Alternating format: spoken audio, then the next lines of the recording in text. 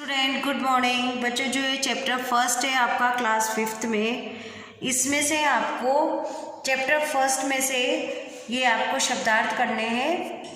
संतान, अपनी नोटबुक में आप चैप्टर फर्स्ट करेंगे।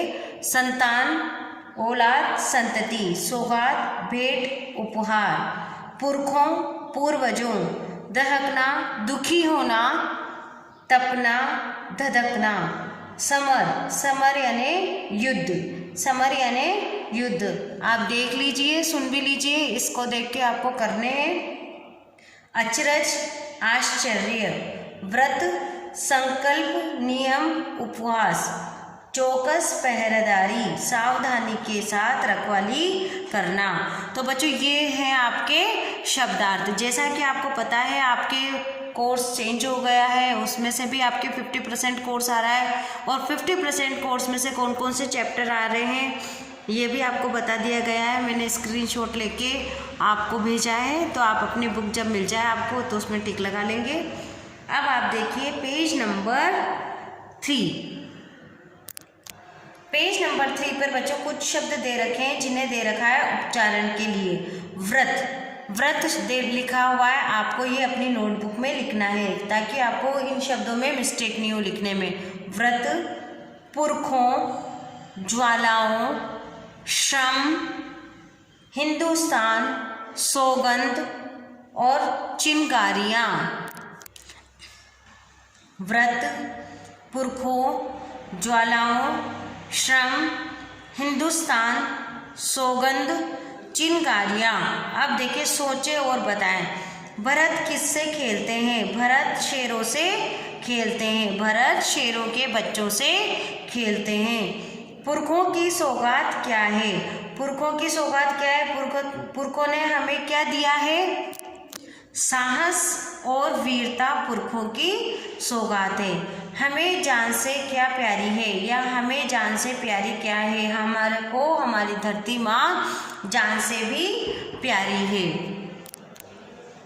अबे सौगात का अर्थ, सोगरा, उपहार, सागर, सौगंध। सौगात का अर्थ क्या है? सोगरा, सागर, उपहार और सौगंध। एक वर्ष में महीनों की संख्या होती है 10, 7, 12 या 9।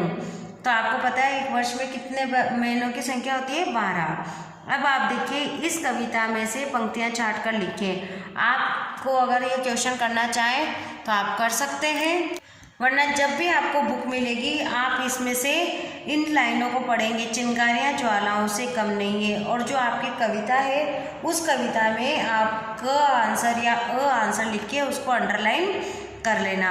हमारे काम इतिहास का हिस्सा बनते आए हैं, तो सदियों से हम बनते आए पन्ने इतिहास के, इस तरीके से उसको अंडरलाइन कर लेना।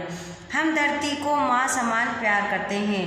ये जो धरती है माँ है, अपनी जान से हमें प्यारी है। तो जो ये लाइन है पेज नंबर 2 पे, उस पर आप अंडरलाइन करेंगे।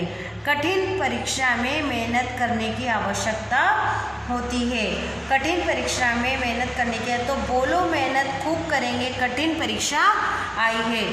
तो आप इस वाली लाइन को अपने पैराग्राफ में अंडरलाइन करेंगे। अब है क्वेश्चन नंबर 3।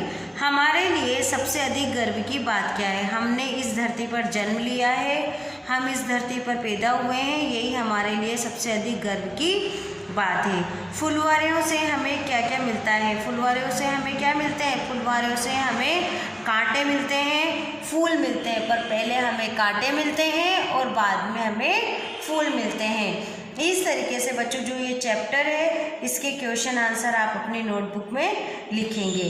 कविता में हमारे कौन से व्रतों की बात कही है?